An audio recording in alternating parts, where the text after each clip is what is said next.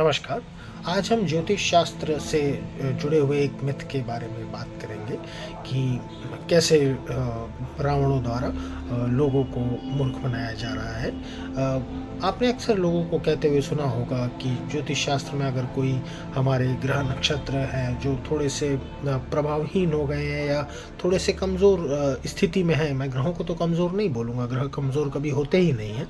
उनकी स्थिति किसी एक स्पेसिफिक कुंडली में थोड़ी बहुत कमज़ोर हो सकती है, जिससे कुछ उसके दुष्प्रभाव हो सकते हैं। और ग्रहों की स्थिति भी कभी भी एकदम ही कमज़ोर नहीं होती। हर सिक्के के दो पहलू होते हैं, उनके कुछ अच्छे प्रभाव भी होते हैं और कुछ दुष्प्रभाव भी होते हैं। और अक्सर इन दुष्प्रभावों को दूर करने के लिए लोग रत्नों को बेचते हैं कि ये कह के कि अगर आप ये रत्न धारण कर लेंगे तो वो धारण कर लेने से आप की सारी समस्याएं दूर हो जाएंगी।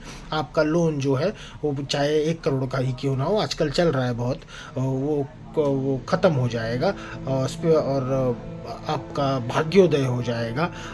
अचानक से आपको ये नहीं लगता कि कितनी मूर्खों वाली बात है। हम शुतुरमुर्ग की तरह ज़मीन में मुंडी डाले हुए हैं और ये रावण हमारी गर्दन काटने पे आमादा हुए हुए हैं। शास्त्रों में रत्न शास्त्र है, बहुत बड़ा शास्त्र है, उसके अंदर हर एक रत्न के बारे में बहुत सारी चीज़ें बताई गई हैं। ऐसा नहीं है कि उनका ज्योतिष शास्त्र से कोई संबंध नहीं है, बिल्कुल संबंध है।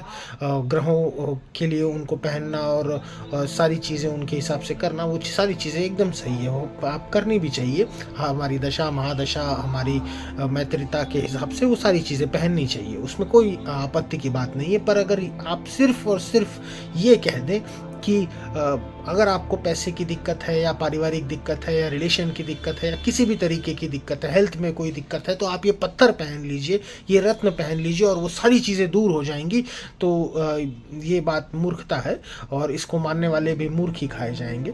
सो आप सभी को इस चीज़ का ध्यान देना चाहिए कि आप इन सारे तरीकों से बचिए। अगर कल को कोई आपसे ये चीज़ कहता भी है तो उनसे ज़रूर पूछिएगा कि इस जो इन्फॉर्मेशन आप हमको दे रहे हैं, ये चीज़ बता रहे हैं, इसका तथ्य क्या है, कौन से शास्त्र में ये सारी चीज़ें बताई गई हैं।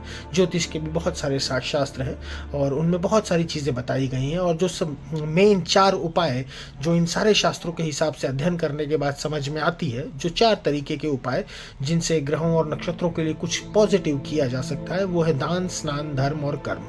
जब तक आपके ये 4 काम नहीं होंगे ना, आप चाहे पूरा का पूरा हिमालय धारण कर लीजिए, आपका कभी भला नहीं होने वाला है। ठीक है, तो शुतुरमुर्ग की तरह जो आपने अपनी मुंडी को ज़मीन में गाड़ के रखा है, उसको बाहर निकालिए, अपने विवेक का इस्तेमाल करिए, देखिए, नहीं तो ये रावण आपको ऐसे ही खाते रहेंगे। बहुत बहुत धन्यवाद। नमस्कार।